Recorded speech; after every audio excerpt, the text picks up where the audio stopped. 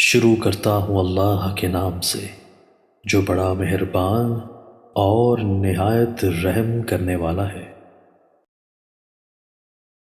حضرت ابو ذر غفاری رضی اللہ تعالیٰ عنہ سے مروی ہے، کہتے ہیں میں مسجد حرام میں داخل ہوا تو رسول اللہ صلی اللہ علیہ وآلہ وسلم کو تنہا دیکھا۔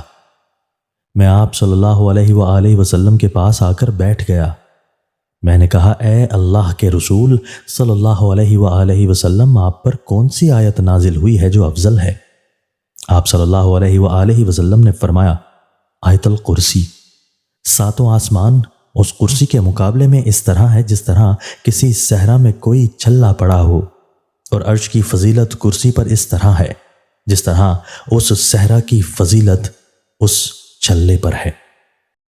حضرت ابو ہریرہ رضی اللہ تعالیٰ عنہ سے مروی ہے کہ نبی صلی اللہ علیہ وآلہ وسلم نے فرمایا اللہ تعالیٰ فرماتا ہے ابن آدم میری عبادت کے لیے فارغ ہو جا، میں تیرے دل کو غنا سے بھر دوں گا، تیری محتاجی دور کر دوں گا، اور اگر تو نے ایسا نہ کیا تو تجھے مصروفیت میں پھنسا دوں گا اور تیری محتاجی بھی دور نہیں کروں گا۔